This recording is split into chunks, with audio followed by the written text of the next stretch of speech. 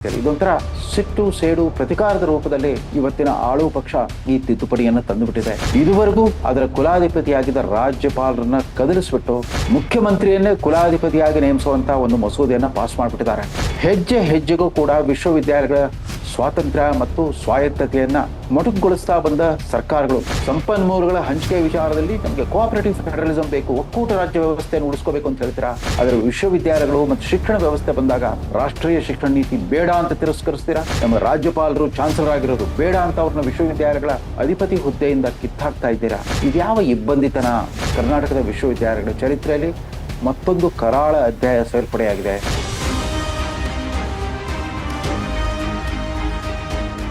ಚಳಿಗಾಲದ ವಿಧಾನಸಭಾ ಅಧಿವೇಶನದ ಕಡೆಯ ದಿನದ ಕಲಾಪಗಳೆಲ್ಲ ಗೊಂದಲಮಯವಾಯಿತು, ರಾದ್ಧಾಂತಕ್ಕೆ ಕಾರಣವಾಯಿತು. ಕಡೆಗೂ ವಿಧಾನ ಪರಿಷತ್ತಿನ ವಿರೋಧ ಪಕ್ಷದ ನಾಯಕರ ಬಂಧನ ಇತ್ಯಾದಿ ರಾದ್ಧಾಂತಗಳಿಗೆ ಕಾರಣವಾಗಿ ಮುಕ್ತಾಯವಾಯಿತು ಬೆಳಗಾವಿಯಲ್ಲಿ. ಬೆಳಗಾವಿಯ ಸುವರ್ಣ ವಿಧಾನಸೌಧದ ಈ ಅಧಿವೇಶನದ ಬಹಳ ಮಹತ್ವದ ಅಂಶ, ಆದರೆ ಮಾಧ್ಯಮಗಳಲ್ಲಿ ಅಷ್ಟಾಗಿ ಚರ್ಚೆ ಆಗದ ಅಂಶ ಯಾವುದು ಅಂತಂದ್ರೆ, ಕರ್ನಾಟಕದ ಘನತೆ ಬೆತ್ತ ರಾಜ್ಯಪಾಲರ ಇದುವರೆಗಿನ ಅಧಿಕಾರಕ್ಕೆ ಕಡಿವಾಣ ಹಾಕಿರೋದು. ಅಂದ್ರೆ ಇದುವರೆಗೂ ಕೂಡ ಆಯಾ ರಾಜ್ಯದ ರಾಜ್ಯಪಾಲರುಗಳೇ ಆ ರಾಜ್ಯದ ವಿಶ್ವವಿದ್ಯಾಲಯಗಳ ಕುಲಾಧಿಪತಿ ಆಗಿರ್ತಾ ಇದ್ರು, ಚಾನ್ಸಲರ್ ಆಗಿರ್ತಾ ಇದ್ರು. ಅದು ರಾಜ್ಯಪಾಲರ ಹುದ್ದೆ ಕೇವಲ ಸಂವಿಧಾನಾತ್ಮಕವಾದರೂ ಕೂಡ ಸ್ವಲ್ಪ ಮಟ್ಟಿಗೆ ಆಡಳಿತಾತ್ಮಕ ಹತೋಟಿ ಇದ್ದಿತ್ತು ವಿಶ್ವವಿದ್ಯಾಲಯಗಳ ಮೇಲೆ, ಅದರಲ್ಲೂ ಕೂಡ ಸರ್ಕಾರಿ ಕೃಪಾಪೋಷಿತ ವಿಶ್ವವಿದ್ಯಾಲಯಗಳ ಮೇಲೆ. ರಾಜ್ಯದಲ್ಲಿರೋ ಎಲ್ಲ ಸರ್ಕಾರಿ ವಿಶ್ವವಿದ್ಯಾಲಯಗಳು, ಸಾಮಾನ್ಯ ಪದವಿ ಬೋಧಿಸುವಂತ ವಿಶ್ವವಿದ್ಯಾಲಯಗಳು, ತಾಂತ್ರಿಕ ವಿಶ್ವವಿದ್ಯಾಲಯ, ರಾಜೀವ್ ಗಾಂಧಿ ಆರೋಗ್ಯ ವಿಶ್ವವಿದ್ಯಾಲಯ ಇತ್ಯಾದಿ ಎಲ್ಲ ವಿಶ್ವವಿದ್ಯಾಲಯಗಳ ಮೇಲೆ ರಾಜ್ಯಪಾಲರ ಅಧಿಪತ್ಯ ಇರ್ತಾ ಇತ್ತು. ಆ ಪದವಿಗೆ ಮತ್ತು ಕುಲಪತಿ ಅಂತ ಕರಿತಾ ಇದ್ರು, ಅದಾದ್ಮೇಲೆ ಕುಲಾಧಿಪತಿ ಅಂತ ಬದಲಾಯಿಸಿದ್ರು.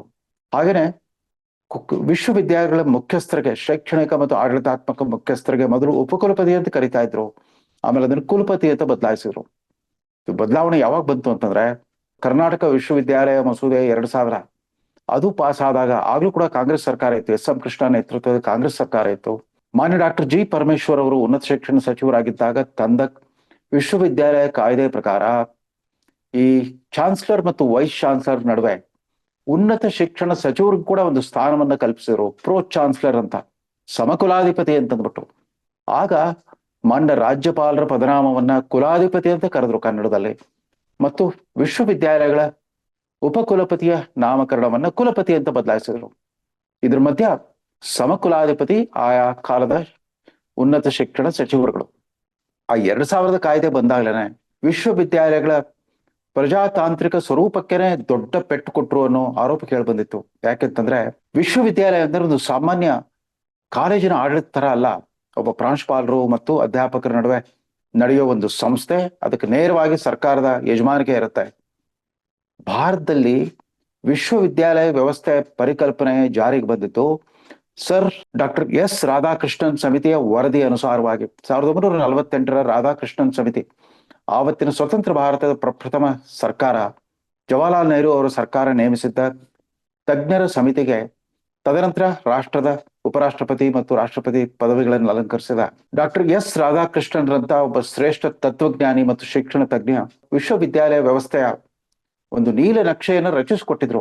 ಅದೇ ಶಿಫಾರಸು ಅನುಗುಣವಾಗಿ ವಿಶ್ವವಿದ್ಯಾಲಯಗಳು ಸ್ಥಾಪನೆ ಆದವು. ವಿಶ್ವವಿದ್ಯಾಲಯಗಳ ಆ ಪ್ರಜಾತಾಂತ್ರಿಕ ಸ್ವರೂಪವನ್ನು ಸುರಕ್ಷಿತವಾಗಿ ಕಾಪಾಡ್ಕೊಂಡು ಬರಲಾಗಿತ್ತು. ಅಂದ್ರೆ ಆ ವಿಶ್ವವಿದ್ಯಾಲಯ ಮುಖ್ಯಸ್ಥ ವೈಸ್ ಚಾನ್ಸಲರ್ ಅವ್ರು ಯಾರೇ ಆಗಿರ್ಲಿ, ಅವ್ರಿಗೆ ಅನಿರ್ಬಂಧಿತ ಅಧಿಕಾರವಿರೋದಿಲ್ಲ. ಅವರ ಅಧಿಕಾರವನ್ನ ನಿಯಂತ್ರಿಸಲಿಕ್ಕೆ ಅವ್ರು ಏನೇ ಇದ್ರು ಕೂಡ ಪ್ರಜಾಸತ್ತಾತ್ಮಕವಾಗಿ ಕೆಲಸ ಮಾಡಬೇಕು. ಅವರ ಮೇಲೆ ಉತ್ತರದಾಯಿತ್ವವನ್ನ ಹೇರಲಿಕ್ಕೆ ಸೆನೆಟ್ ಅಕಾಡೆಮಿಕ್ ಕೌನ್ಸಿಲ್ ಮತ್ತು ಸಿಂಡಿಕೇಟ್ ಅನ್ನೋ ಚುನಾಯಿತ ಸಂಸ್ಥೆಗಳು ನಿರ್ಮಾಣವಾಗಿದ್ವು. ಅವು ಕೂಡ ವೈಧಾನಿಕ ಸಂಸ್ಥೆಗಳೇ. ಬರ್ತಾ 2000 ಕಾಯ್ದೆಯಲ್ಲಿ, 2000 ಕರ್ನಾಟಕ ವಿಶ್ವವಿದ್ಯಾಲಯ ಕಾಯ್ದೆಯಲ್ಲಿ ಅಕಾಡೆಮಿಕ್ ಕೌನ್ಸಿಲ್ ಮತ್ತು ಸೆನೆಟ್ ಇವೆರಡನ್ನು ಕೂಡ ಮರ್ಜ್ ಮಾಡಿಬಿಟ್ಟು ಅಕಾಡೆಮಿಕ್ ಸೆನೆಟ್ ಅಂತ ಸೃಷ್ಟಿ ಮಾಡಿದ್ರು. ಸಿಂಡಿಕೇಟ್ ಮಾತ್ರ ಹಾಗೆ ಉಳ್ಕೊಳ್ತು. ಆದ್ರೆ ಇವೆಲ್ಲ ಸಂಸ್ಥೆಗಳಿಗೆ ಮೊದಲಿಂದ ಜಾರಿಯಲ್ಲಿದ್ದ ಆ ಚುನಾವಣಾ ವ್ಯವಸ್ಥೆಯನ್ನ ಕಿತ್ಕೊಂಡ್ಬಿಟ್ರು. ಈಗ ಏನೇ ಇದ್ರು ಕೂಡ ನಾಮನಿರ್ದೇಶಿತ ಸದಸ್ಯರುಗಳು, ಅಕಾಡೆಮಿಕ್ ಕೌನ್ಸಿಲ್ ಮತ್ತು ಸಿಂಡಿಕೇಟ್ಗಳಿಗೆ ನಾಮನಿರ್ದೇಶಿತ ಸದಸ್ಯರುಗಳು ಅಂದ್ರೆ ಆಯಾ ಕಾಲದ ರಾಜ್ಯ ಸರ್ಕಾರವೇ ನೇಮಿಸುವಂತವ್ರೆ ಅಲ್ಲಿ ಅಕಾಡೆಮಿಕ್ ಸೆನೆಟ್ನ ಸದಸ್ಯರುಗಳಾಗ್ತಾ ಇರೋದ್ರಿಂದ ಆಯಾ ಕಾಲದ ರಾಜಕೀಯ ಪಕ್ಷಗಳ ವಕ್ತಾರರುಗಳೇ ಪ್ರತಿನಿಧಿಗಳೇ ಅಲ್ಲಿ ಬರೋ ಸಂಭವ ಜಾಸ್ತಿ. ಶಿಕ್ಷಣ ತಜ್ಞರಿಗಿಂತ ಈ ರಾಜಕೀಯ ತಜ್ಞರುಗಳೇ ಅಕಾಡೆಮಿಕ್ ಕೌನ್ಸಿಲ್ ಮತ್ತು ಸಿಂಡಿಕೇಟ್ ನ ಆಧಿಪತ್ಯ ವಹಿಸೋ ರೀತಿಯಲ್ಲಿ ಒಂದು ವ್ಯವಸ್ಥೆ ಮಾಡ್ಕೊಂಡ್ಬಿಟ್ರು. ಇದ್ರ ಬಗ್ಗೆ ಶಿಕ್ಷಣ ತಜ್ಞರು ಕೂಡ ಸುಮ್ಮನೆ ಇದ್ರು. ಹೆಜ್ಜೆ ಹೆಜ್ಜೆಗೂ ಕೂಡ ವಿಶ್ವವಿದ್ಯಾಲಯಗಳ ಸ್ವಾತಂತ್ರ್ಯ ಮತ್ತು ಸ್ವಾಯತ್ತತೆಯನ್ನ ಈ ತರ ಮೊಟಕುಗೊಳಿಸ್ತಾ ಬಂದ ಸರ್ಕಾರಗಳು, ಅದು ಇಂಥದ್ದೇ ಪಕ್ಷದ ಸರ್ಕಾರ ಅಲ್ಲ, ಎಲ್ಲ ಸರ್ಕಾರಗಳ ಉದ್ದೇಶ ಕೂಡ ಅದೇ ಆಗಿತ್ತು. ಅದೇನೋ ಆ ವಿಶ್ವವಿದ್ಯಾಲಯಗಳ ಮೇಲೆ ಹಿಡಿತ ಸಾಧಿಸೋದ್ರಲ್ಲಿ ಯಾವ ಪ್ರತಿಷ್ಠೆ ಅಡಗಿತ್ತೇನೋ ಗೊತ್ತಾಗ್ತಾ ಇಲ್ಲ. ಕ್ರಮೇಣ ಮೊದಲು ಶೈಕ್ಷಣಿಕ ಸ್ವಾತಂತ್ರ್ಯ, ತದನಂತರ ಆಡಳಿತಾತ್ಮಕ ಸ್ವಾತಂತ್ರ್ಯವನ್ನ ಕಿತ್ಕೊಳ್ತಾ ಬಂದ ಸರ್ಕಾರಗಳು ಇದೀಗ ಇದುವರೆಗೂ ಸಾಂಕೇತಿಕವಾದ್ರೂ ಕೂಡ ಸ್ವಲ್ಪ ಮಟ್ಟಿಗೆ ಅಧಿಕಾರವಿದ್ದ ಆ ಕುಲಾಧಿಪತಿ ಹುದ್ದೆಯನ್ನೇ ಮೊಟಕುಗೊಳಿಸೋ ಶುರು ಮಾಡಿಬಿಟ್ಟಿದ್ದಾರೆ. ರಾಜ್ಯಪಾಲರ ಅಧಿಕಾರವನ್ನ ದುರ್ಬಲಗೊಳಿಸುವ ಮೊದಲ ಪ್ರಯತ್ನವಾಗಿ ಗದಗಿನಲ್ಲಿ, ಅಂದ್ರೆ ಹಿಂದೆ ಎಚ್.ಕೆ. ಪಾಟೀಲ್ರು ಗ್ರಾಮೀಣಾಭಿವೃದ್ಧಿ ಮತ್ತು ಪಂಚಾಯತ್ ರಾಜ್ ಸಚಿವರಾಗಿದ್ದಾಗ ತಮ್ಮ ತವರು ಕ್ಷೇತ್ರ ಗದಗ್ನಲ್ಲಿ ಸ್ಥಾಪನೆ ಮಾಡಿದ ಕರ್ನಾಟಕ ಗ್ರಾಮೀಣಾಭಿವೃದ್ಧಿ ಮತ್ತು ಪಂಚಾಯತ್ ರಾಜ್ ವಿಶ್ವವಿದ್ಯಾಲಯ ಮಸೂದೆಗೆ ಮೊನ್ನೆ ತಿದ್ದುಪಡಿ ತಂದ್ಬಿಟ್ಟು ಇದುವರೆಗೂ ಅದರ ಕುಲಾಧಿಪತಿಯಾಗಿದ್ದ ರಾಜ್ಯಪಾಲರನ್ನ ಕದಲಿಸ್ಬಿಟ್ಟು ಮುಖ್ಯಮಂತ್ರಿಯನ್ನೇ ಕುಲಾಧಿಪತಿಯಾಗಿ ನೇಮಿಸುವಂತ ಒಂದು ಮಸೂದೆಯನ್ನ ಪಾಸ್ ಮಾಡ್ಬಿಟ್ಟಿದ್ದಾರೆ. ಅದು ಖಂಡಿತವಾಗೂ ಅಂಕಿತ ಸಿಕ್ಕೇ ಸಿಗುತ್ತೆ. ವಿರೋಧ ಪಕ್ಷಗಳ ಸಭಾತ್ಯಾಗದ ನಡುವೆ ಆ ಮಸೂದೆ ಪಾಸ್ ಆಯಿತು ಎರಡೂ ಸದನಗಳಲ್ಲಿ. ಹೀಗಾಗಿ ಇನ್ನು ಮುಂದೆ ಆ ಗ್ರಾಮೀಣಾಭಿವೃದ್ಧಿ ಪಂಚಾಯತ್ ರಾಜ್ ವಿಶ್ವವಿದ್ಯಾಲಯಗಳ ಮೇಲೆ ರಾಜ್ಯಪಾಲರ ಯಾವುದೇ ಅಧಿಕಾರ ಇರೋದಿಲ್ಲ. ಸ್ವತಃ ಮುಖ್ಯಮಂತ್ರಿಗಳೇ ಅದರ ಕುಲಾಧಿಪತಿಯಾಗಿರ್ತಾರೆ. ಇದು ಮಾಡಿತ್ತು ಇರ್ಬೋದು, ಅದಕ್ಕೇನೋ ಒಂದು ಸಮರ್ಥನೆ ಕೊಟ್ರು. ಇಲ್ಲ, ಗುಜರಾತ್ ರಾಜ್ನಲ್ಲೂ ಹಾಗೆ ಇದೆ, ಅಸ್ಸಾಂನಲ್ಲೂ ಹಂಗೆ ಇದೆ, ಪಶ್ಚಿಮ ಬಂಗಾಳದಲ್ಲೂ ಹಾಗೆ ಇದೆ ಅಂತ ಅಂದ್ಬಿಟ್ಟು ಯಾರು ಹೇಳಿದ್ರು ಅವ್ರಿಗೆ? ಎಲ್ಲದರಲ್ಲೂ ಗುಜರಾತ್ ಮಾಡೆಲ್ ಇರಲಿ ಅಂತ ಯಾರು ಹೇಳಿರಲಿಲ್ಲ. ಗುಜರಾತ್ ಮಾಡೆಲ್ ಸರ್ವಶ್ರೇಷ್ಠ ಮಾಡೆಲ್ ಅಂತ ಯಾರು ಹೇಳಿಲ್ಲ. ಗುಜರಾತ್ನಲ್ಲಿ ಇನ್ಫ್ರಾಸ್ಟ್ರಕ್ಚರ್ ಡೆವಲಪ್ಮೆಂಟ್ ಮತ್ತು ಆಡಳಿತಾತ್ಮಕ ಶಿಸ್ತಿಗೆ ಸಂಬಂಧಪಟ್ಟಂತೆ ಮಾತ್ರ ಗುಜರಾತ್ ಮಾಡೆಲ್ ಅಷ್ಟೇ ಹೊರತು ಅಂತಹ ಮಾಡೆಲ್ಗಳನ್ನ ತಾವು ಯಥಾವತ್ತಾಗಿ ನಿಮಗೆ ಅನುಕೂಲಕ್ಕೆ ತಕ್ಕಂತೆ ನೀವು ಅನುಕರಿಸಬೇಕಾಗಿರಲಿಲ್ಲ. ಕರ್ನಾಟಕದಲ್ಲಿ ಆರಂಭದಿಂದ ಕೂಡ, ಅಂದ್ರೆ ಕರ್ನಾಟಕ ಏಕೀಕರಣದ ನಂತರ ಆವತ್ತಿನ ಮಹಾರಾಜರು, ಮಾಜಿ ಮಹಾರಾಜ ಜಯಚಾಮರಾಜ ಒಡೆಯರ್ ಕಾಲದಿಂದ ಇವತ್ತಿನವರೆಗೂ ಕೂಡ ರಾಜ್ಯಪಾಲರೇ ಕರ್ನಾಟಕದ ಸರ್ಕಾರಿ ವಿಶ್ವವಿದ್ಯಾಲಯಗಳ ಕುಲಾಧಿಪತಿ ಆಗಿರ್ತಿದ್ರು, ಚಾನ್ಸಲರ್ ಆಗಿರ್ತಾ ಇದ್ರು. ಇದೀಗ ಚಾನ್ಸಲರ್ ಪದವಿಯನ್ನ ಮುಖ್ಯಮಂತ್ರಿಗಳಿಗೆ ವರ್ಗಾಯಿಸಿರೋ ಸಂದರ್ಭ ಎಂಥದ್ದು ಮೇಲ್ನೋಟಕ್ಕೆ ಇದು ಗೋಚರವಾಗುತ್ತೆ.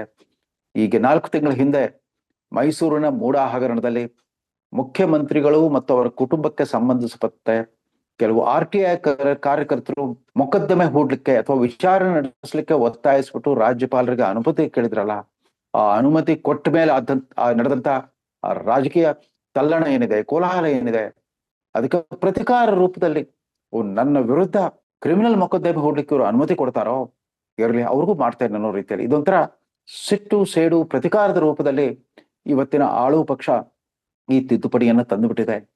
ಅದ್ರ ಬಗ್ಗೆ ಮಾಧ್ಯಮಗಳಾಗ್ಲಿ, ಶಿಕ್ಷಣ ತಜ್ಞರುಗಳಾಗ್ಲಿ ಯಾರು ಕೂಡ ಅದರ ಔಚಿತ್ಯತೆ ಮತ್ತು ಸಾಂದರ್ಭಿಕತೆಯನ್ನ ಪ್ರಶಸ್ತಿ ಇರೋದು ಬರ್ತಾ ಬರ್ತಾ ನಮ್ಮ ಶಿಕ್ಷಣ ಕ್ಷೇತ್ರ ಯಾವ ರೀತಿ ಒಂಥರ ವಿಚಾರರಹಿತವಾಗ್ತಾ ಇದೆ. ಯಾವುದೇ ರೀತಿಯ ಚರ್ಚೆ, ಸಂವಾದಗಳು ವಿಶ್ವವಿದ್ಯಾಲಯ ಶಿಕ್ಷಣ ವ್ಯವಸ್ಥೆ ಬಗ್ಗೆ ನಡೀತಾನೆ ಇಲ್ಲ. ಈ ಕಾಂಗ್ರೆಸ್ ಸರ್ಕಾರ ಚುನಾಯಿತರಾಗಿ ಬಂದ ಕೂಡಲೇ ಮಾಡಿದ ಮೊದಲನೇ ಕೆಲಸ ರಾಷ್ಟ್ರೀಯ ಶಿಕ್ಷಣ ನೀತಿಯನ್ನ ತಿರಸ್ಕರಿಸಿದ್ದು. ನಮ್ಗೆ ರಾಷ್ಟ್ರೀಯ ಶಿಕ್ಷಣ ನೀತಿ ಬೇಡ, ನಾವು ರಾಜ್ಯ ಶಿಕ್ಷಣ ನೀತಿ ತರ್ತೇವೆ ಅಂತ ಹೇಳ್ಬಿಟ್ಟು ಅದ್ಯಾರೋ ಮಹಾರಾಷ್ಟ್ರ ರಾಜ್ಯದಿಂದ ಒಬ್ಬ ಎರವಲು ತಜ್ಞರನ್ನ ತಂದ್ಬಿಟ್ಟು, ಅವ್ರ ಮಾಜಿ UGC ಅಧ್ಯಕ್ಷರು ಸುಖದೇವ್ ತೋರತ್ ಅಧ್ಯಕ್ಷತೆಯಲ್ಲಿ ಒಂದು ಸಮಿತಿ ಮಾಡಿದ್ರು. ಆ ಸಮಿತಿ ಇವತ್ತಿಗೂ ಕೂಡ ರಾಜ್ಯ ಶಿಕ್ಷಣ ನೀತಿಯ ಅಂತಿಮ ಕರಡನ್ನು ಸಲ್ಲಿಸಕ್ಕೆ ಸಾಧ್ಯವೇ ಆಗಿಲ್ಲ. ಇವತ್ತು ಕರ್ನಾಟಕದ ವಿದ್ಯಾರ್ಥಿಗಳೆಲ್ಲ ಈ ಕಡೆ ರಾಷ್ಟ್ರೀಯ ಶಿಕ್ಷಣ ನೀತಿ ಇಲ್ಲ, ಈ ಕಡೆ ರಾಜ್ಯ ಶಿಕ್ಷಣ ನೀತಿ ಇಲ್ಲ, ಒಂಥರ ತ್ರಿಶಂಕುನಲ್ಲಿರುವಾಗ ಇದು ಮತ್ತೊಂದು ಬದಲಾವಣೆ. ರಾಜ್ಯಪಾಲರ ಅಧಿಕಾರವನ್ನ ಮೊಟಕುಗೊಳಿಸೋದಕ್ಕೆ ಕೈ ಹಾಕಿದೆ ರಾಜ್ಯ ಸರ್ಕಾರ. ಕನಿಷ್ಠ ಪಕ್ಷ ಈ ಮಂತ್ರಿ ಮಂಡಲದಲ್ಲಿ ಅತ್ಯಂತ ಸೂಕ್ಷ್ಮಮತಿ ಮತ್ತು ಕ್ರಿಯಾಶೀಲ ಸಚಿವರಾಗಿರೋ ಎಚ್.ಕೆ. ಪಾಟೀಲ್ರು ಅವತ್ತು ಸದುದ್ದೇಶದಿಂದಲೇ ಆ ಗ್ರಾಮೀಣಾಭಿವೃದ್ಧಿ ಪಂಚಾಯತ್ ರಾಜ್ ವ್ಯವಸ್ಥೆಗೆ ಮುಕುಟಪ್ರಾಯವಾಗಿ ಈ ವಿಶ್ವವಿದ್ಯಾಲಯನ ಗದಗನಲ್ಲಿ ಸ್ಥಾಪಿಸಿದ್ರು. ಅಲ್ಲಿ ಬಂದ ಮೊದಲ 2 ಅವಧಿಯ ಕುಲಪತಿಗಳು ಕೂಡ ಸಾಕಷ್ಟು ಒಳ್ಳೆ ಕೆಲಸ ಮಾಡಿದ್ದಾರೆ. ರಾಜ್ಯ ಜನತೆಗೆ ಗೊತ್ತಿರಲಾರದು ಆ ಗದಗಿನ ಗ್ರಾಮೀಣಾಭಿವೃದ್ಧಿ ಪಂಚಾಯತ್ ರಾಜ್ ವಿಶ್ವವಿದ್ಯಾಲಯದ ಕ್ಯಾಂಪಸ್ ನಲ್ಲಿ ಒಂದು ಸಾಬರಮತಿ, ಗಾಂಧೀಜಿಯವರ ಸಾಬರಮತಿ ಆಶ್ರಮದ ಪಡಿಯಚ್ಚನ್ನಲ್ಲಿ ನಿರ್ಮಿಸಿದ್ದಾರೆ. ಅದರ ಪುನರ್ ನಿರ್ಮಾಣ ಮಾಡಿಬಿಟ್ಟು ಅಲ್ಲೊಂದು ಮಾದರಿ ಒಂದು ವಸ್ತು ಪ್ರದರ್ಶನಕ್ಕಿಟ್ಟಂಗೆ ಆಗಿದೆ, ಅಲ್ಲೊಂದು ಮ್ಯೂಸಿಯಂ ನಿರ್ಮಾಣ ಮಾಡಿಬಿಟ್ಟಿದ್ದಾರೆ. ಆಮೇಲೆ ಅನೇಕ ರೀತಿಯಲ್ಲಿ ರೀಚ್ ಔಟ್ ಕಾರ್ಯಕ್ರಮಗಳನ್ನು ಕೂಡ ಅಲ್ಲಿ ರೂಪಿಸಿದ್ದಾರೆ. ಹೀಗೆಲ್ಲ ಇರುವಾಗ ಕನಿಷ್ಠ ಪಕ್ಷ ಎಚ್.ಕೆ. ಪಾಟೀಲ್ರಿಗೆ ಈ ಸಿಟ್ಟು, ಸೇಡು, ಪ್ರತೀಕಾರಕ್ಕೆ ಸಹಭಾಗಿ ಆಗಬಾರ್ದಾಗಿತ್ತು. ಆ ವಿಶ್ವವಿದ್ಯಾಲಯದ ಮೂಲ ಸ್ವರೂಪವನ್ನು ಉಳಿಸ್ಕೊಳ್ಬೇಕಾಗಿತ್ತು. ಇರಲಿ, ರಾಜ್ಯಪಾಲರು ಚಾನ್ಸಲರ್ ಆದ ಮಟ್ಟಕ್ಕೆ ಎಲ್ಲವೂ ಅಲ್ಲಿ ಪಾರದರ್ಶಕವಾಗಿ ನಡೀತಾ ಇದೆ ಅಂತ ಏನಿಲ್ಲ. ರಾಜಭವನ ಕೂಡ ಅನೇಕ ಬಾರಿ ವಿವಾದಕ್ಕೊಳಗಾಗ್ಬಿಟ್ಟಿದೆ. ವಿಶೇಷವಾಗಿ ಕುಲಪತಿಗಳ ನೇಮಕ, ರಿಜಿಸ್ಟ್ರಾರ್ಗಳ ನೇಮಕ, ಸಿಂಡಿಕೇಟ್ಗಳಿಗೆ ನಾಮನಿರ್ದೇಶನ ಮಾಡೋದ್ರಲ್ಲೆಲ್ಲ ಅಲ್ಲೂ ಕೂಡ ಅಕ್ರಮ ವ್ಯವಹಾರಗಳು ನಡೀತಿದೆ, ಭ್ರಷ್ಟಾಚಾರ ನಡೀತೆ ಇತ್ಯಾದಿ ಕೇಳಿ ಬರ್ತಾನೆ ಇತ್ತು.